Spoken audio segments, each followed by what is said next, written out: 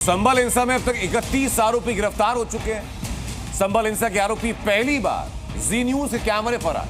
हमारे सहयोगी राजू राज की ये मेगा एक्सक्लूसिव रिपोर्ट आपको। पुलिस ने 3 आरोपियों की गिरफ्तार किया। भैया ये बताओ कि आप हिंसा में शामिल थे? हाँ, क्या कर रहे थे वहाँ पे? क्या कर रहे थे? खड़े थे। खड़ा थे। पत्थरबाजी भी की थी? गोली चलाई थी?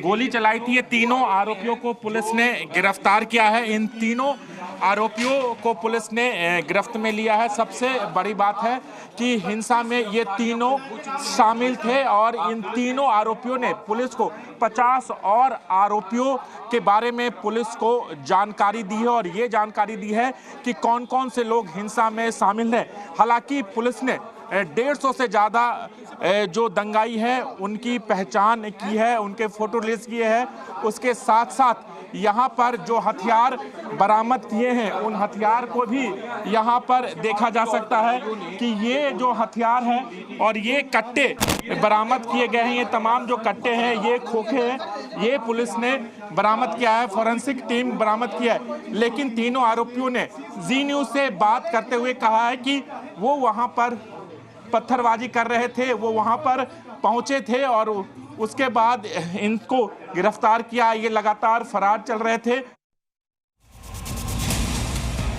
तो संभल में हिंसा के आरोपियों के खिलाफ एक्शन की तैयारी है, तो आरोपियों के परिजन उन्हें बेगुनाह बता रहे। जी मीडिया सहयोगी राजू राज ने दंगा के आरोपियों के परिजनों से बात की। परिजन क्या कह रहे हैं जिनके अपने इस दंगे में शामिल थे, आरोपी हैं, इस रिपोर्ट में जरा देखिए। फिलहाल मैं मौजूद हूँ मस्जिद के ठीक सामने कोट गरवी वाले मोहल्ले में। यहाँ से भी पुलिस ने कुछ लोगों को गिरफ्तार किया है और उन्हीं में से एक है याकूब पुत्र अच्छन। दरअसल जिस दिन ये पूरी घटना हुई तो इसी सड़क पर पत्थरबाजी हुई थी, क्योंकि ठीक सामने पुलिसकर्मी थे और इन सड़कों पर उपद्रवी थे जो पुलिस पर लगातार पत्थरबाजी कर रहे थे और हमला कर रहे थे। ठीक इस मस्जिद के सामने वाली गली में फ़िलहाल मैं मौजूद हूँ और ये वो घर है याकूब पुत्र अच्छन का। कोट गरवी वाली ये गली है।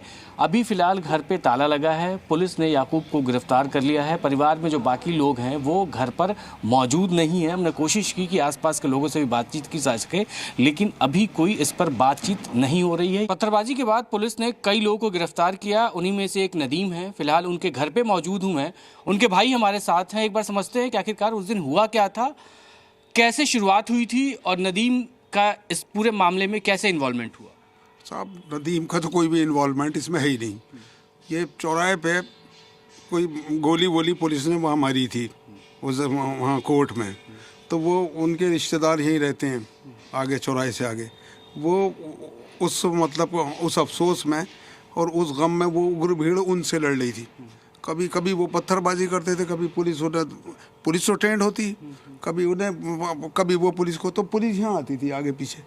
ये प्रॉब्लम थी। अब इन्होंने साहब ज़बरदस्ती मतलब पुलिस की पूरी टीम आई और किवाड़ तोड़ के और सीधा वो बेचारा बीमार आदमी उसे आके पकड़ लिया।